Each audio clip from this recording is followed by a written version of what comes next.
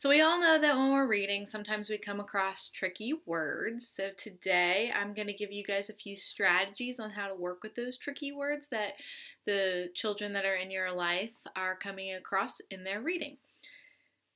Temptation is to just give them the word, and sometimes that's okay because they're just learning. They're starting to develop that sight word vocabulary. They're starting to develop their ability to read with fluency, but sometimes we can let them try to figure it out because they are tricky words and they know a few different strategies for that.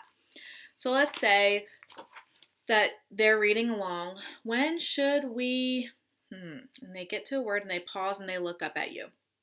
Instead of giving it to them, there's a couple of different things that they could do. So this is a bookmark that we use at Elkton Elementary School. This is a more comprehensive way to look at it.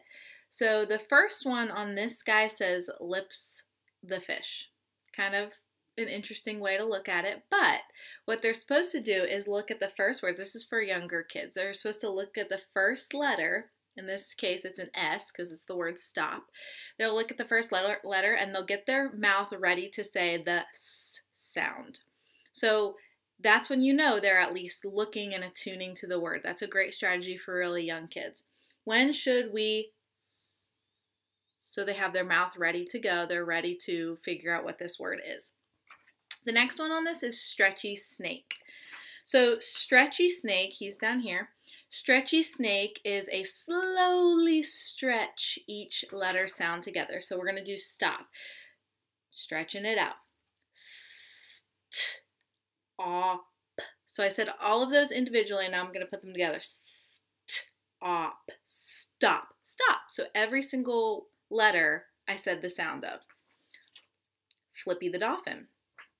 This is a little bit more advanced because you're working with vowel sounds. So Flippy the Dolphin is flip the vowel sound, try a long and short sound. So they're automatically usually going to do the first, the short first. For, let's say we're looking at find, okay? They come across the word find. They're going to go stretchy the snake, well, lips the fish, for the F, stretchy the snake, f, n, d, find, find.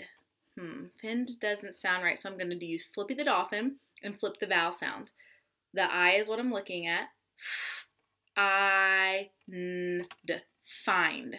So then I can figure out that that's the word find and not find. Chunky monkey.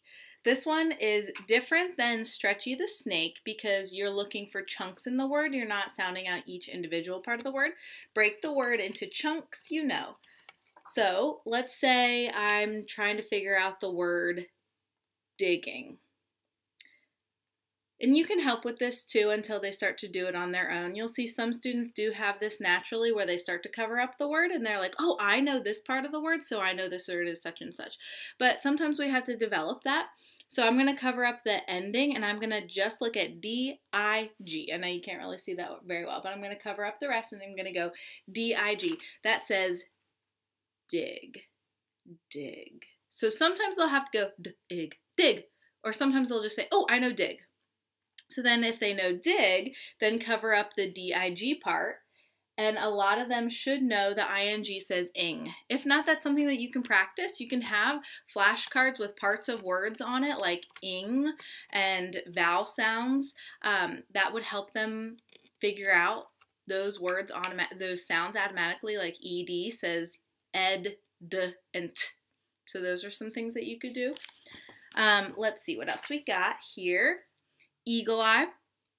Eagle eye is where they're looking at the picture. Look at the picture and use the beginning letter. So in this case, we have the picture of them and they're about to dig. These little boys are about to dig. So let's say we are looking at the word digging. Let's say we're looking at the word digging. We won't stop, lips the fish.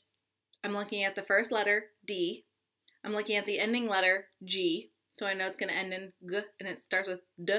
And then I'm looking at the middle letters. I'm not discounting them because we don't want to guess these words. We don't want students just guessing them. If they're only looking at the first letter and they're just guessing a word, we want to say, okay, hey, you're a great reader. I don't want you guessing them though. I know that you know how to figure out that word. So we'll look over here at the picture and we'll say, d.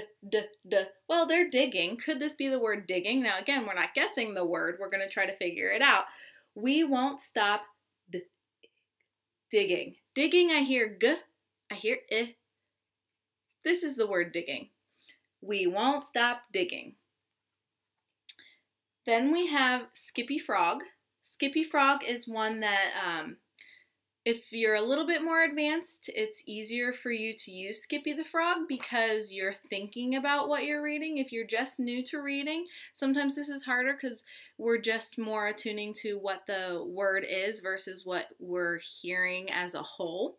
So, for example, Skippy the Frog would be, when should we stop? And then I'm going to skip this one. When should we stop? Asked Sam. When should we stop?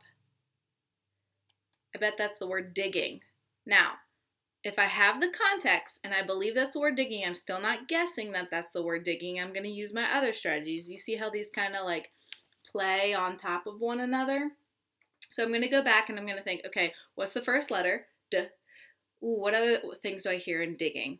G. Digging. It definitely can be digging. So I used my other strategies. I was still not guessing.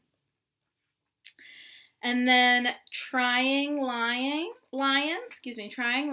Try to reread the sentence. Think about what word would make sense. So that's kind of like Skippy the Frog, but then you're thinking about it in a little bit of a different way. You're not just skipping it. Skippy the Frog says, skip the tricky word, read to the end, and go back and try it again. So that you are somewhat thinking about it, but then trying lion is where you're trying it with the Skippy the Frog. So they kind of go on top of each other. And then finally we have Helpful Kangaroo. Helpful Kangaroo is obviously having the student ask someone to help them with it. And that is what they need to do if they can't figure it out, because we're all just learning here. We're all learners, right? So we want to make sure that we support our students in the best way possible. Again, these work on top of each other. We don't want students guessing the words because then that creates bad habits when we're reading. We want them to be guessing with a purpose, with a reason behind it, and then be able to say, I know this is the word based on my previous guess because one of these strategies. So again, lips the fish, stretch the sounds out, flip the vowel sounds, chunk the words, look at the pictures, skip the word, try a different word in that one, go back and reread the sentences to see if they make sense, and then ask an adult for help. So hopefully this helps figure out tricky words.